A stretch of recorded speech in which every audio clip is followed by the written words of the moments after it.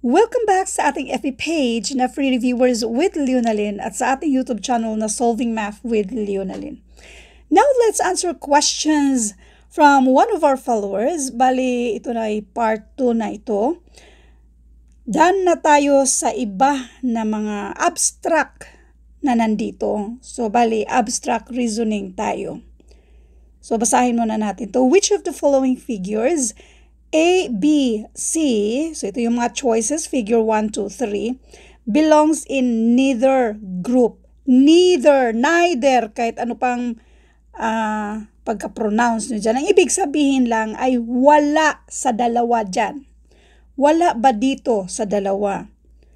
So yung isa naman ay which figure completes the statement. So kapag mga ganito naman, para lang din itong mga analogy, word analogy, may number analogy. So, ito ay abstract naman. So, ito muna ang unahin natin. Which of the answer figures, A, B, C man ang nandyan, pero figure 1, 2, 3. So, ito yung A, B, C. Na hindi pwede sa dalawang grupo na ito. Pattern pa rin. Ano bang meron dito sa unang grupo?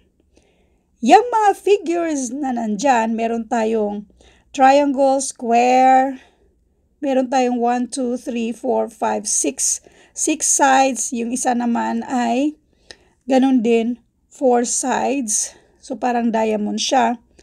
Lahat ng nandito, pariho sila lahat ng laman. Kung papansin ninyo, lahat sila merong triangle, square, lahat ng yan ay pariho yung number sa mga sides. Therefore, ganon din ang figure number 1 pwede dyan. Dito naman sa pangalawa, pattern pa rin ang gagawin natin dito ha. Lahat ng nandyan, meron yung mga curved lines. Kung ano pa yung mga curved lines, kung anong laman ng lahat ng mga boxes na nandyan, pariho lahat yan sila. Yung 4 na boxes na yan ay parihong-pariho dito sa figure number 2. Yan ay pwedeng-pwede dyan sa mga grupo na yan. Kung saan yung lahat ng mga boxes ay pariho yung mga shapes nila. Lahat sila meron. Samantalang itong figure 3. Si figure 3, meron tayong mga curved lines o itong may mga circle na yan. Meron din tayong yung may mga sides. At yan ay magkaiba yan sila. So therefore, since yung nasa loob ng box na to, yung sa square na ito, ay hindi siya pwedeng ilagay dito sa kabila at hindi rin siya pwede dito sa kabila. Therefore, ang pinakasagot dito, since ang tanong ay neither ba, wala sa dalawa, so therefore, ito na yung sagot.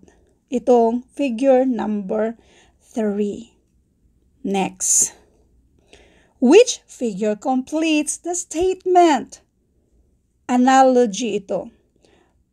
Ibig sabihin, kung anong nangyayari dito sa unang set, ganon din ang gagawin natin sa pangalawang set. So ano bang meron dito? Kung titingnan natin, meron tayong mga shaded at meron din namang unshaded. Si unshaded, kung napapansin nyo yung pwede naman nating baliktarin, kung nasa loob na siya, nagiging shaded na siya. Samantalang, yung shaded, ang nandyan ay unshaded. Therefore, baliktaran tayo. Yung nasa given dito, shaded. So, dapat ang nandito sa corner ay unshaded. Then, ito ay unshaded. So, dapat ang nandito ay shaded. At itong katulad nito, asa na ba? Figure number 2. Si figure number 2, meron tayong mga shaded na pareho sa ating itong ini-expect natin. At meron din tayong mga unshaded. shaded. So therefore, ito na yung sagot. So kapag mga ganito lang, pattern lang ang hanapin natin. Now, kung meron kayong mga katulad nito, meron kayong mga tanong, pwede kayong mag-message sa ating FB page na Free Reviewers with Leonalyn. Baka isa kayo sa i-line up natin para sagutan yung mga tanong ninyo. Thank you for watching and all. I hope na meron kayong natutunan sa videong ito. Thank you and God bless.